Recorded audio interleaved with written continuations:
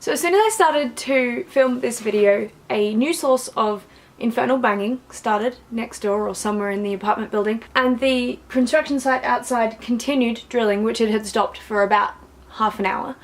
And also there was a car alarm. At least the car alarm has stopped now. The other two are intermittent and may or may not interrupt this video. Best laid plans of mice and men and all of that.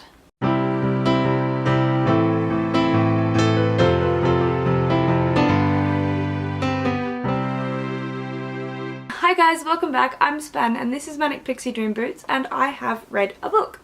So this week's book is called The Odd One Out and it's by Monica McInerney. This is an Australian book. I'm assuming she's an Australian author. It's set in Sydney and Melbourne. This book is about the odd one out being the normal person. So usually the odd one out is a creative type who is sort of, I don't know, different from everyone else in their family, and this juxtaposes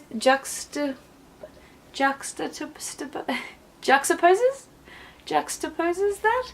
So our main character in this book is called Sylvie, and she is the only non-creative person in a family of very successful creative type people. So they're artists and designers and actors, and I think she's one of the middle children. No, she's the youngest, that's right. How many times am I going to have to start this video? Alright. Oh, I think I'm getting sick. Anyway, I finished this book super quickly. It's not very thick. It follows this girl named Sylvie who is the youngest in her family, and she's the odd one out by not being a creative. So everyone in her family is a really successful high society artist, fashion designers. I can't quite remember what they do, but they're creative people who are really like snooty and snobby, I guess. And I'm just gonna say straight out, I didn't really enjoy this book so much because I'm a creative person and I'm not really like that.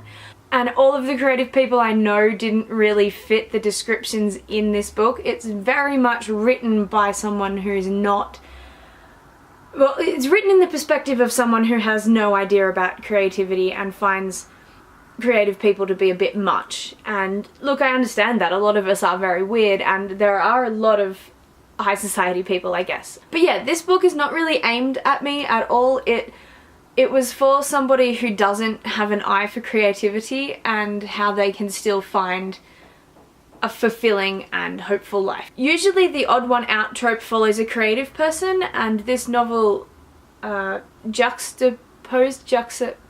a juxtaposition. I can't say that word, but it was the opposite of that. It really turned it on its head. And I liked that about it. There were a lot of great aspects. I think I liked the writing style. It was nice and happy. I just wanted a quick holiday read and I got that. And it was fun. Nothing too dramatic happened. Nothing too terrible. I think that because it was about Melbourne and I'd just been to Melbourne, instead of being all excited about it, I was like, oh, this is just really weird, which I think it must be what it's like for people who like live in New York City. Like, what a strange thing. I watched a film that was set in Canberra, which is where I lived. It's just really bizarre. It didn't feel right or natural at all.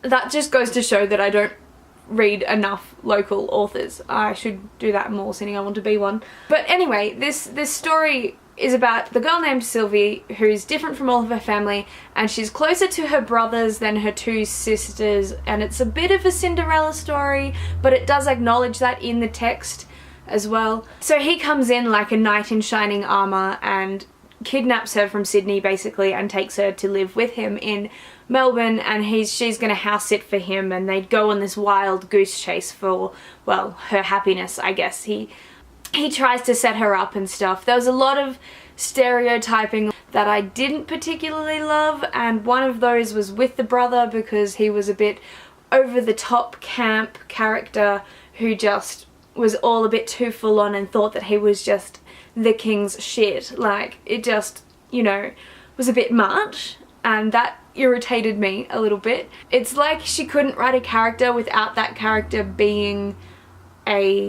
without being stereotypical of something. So the love interest, the new friend, the bookshop guy, her brother, her parents, even the dad, like, who is an estranged member who lives in Melbourne. I didn't particularly like it, but I would, you know, rate it mid-range, average level. There's nothing too exciting about it, but sometimes you need that in your life. You need a little bit of just a getaway, I think. And it doesn't have the classic ending either, which is nice, but very predictable. And also, like, the character is supposed to have developed a lot, but she really doesn't change much at all. She just stays irritating, I think. I don't think I would be friends with her in real life. She just sounds like she'd really get on my nerves. Yeah, I don't regret reading it, so that's always a plus. It's always hard for me to review books when I don't particularly like them. Alright, thanks so much for watching, everyone. How do you turn this thing off? I'm not vain, I'm just really, really good looking. I'm not good looking, I'm just really, really vain.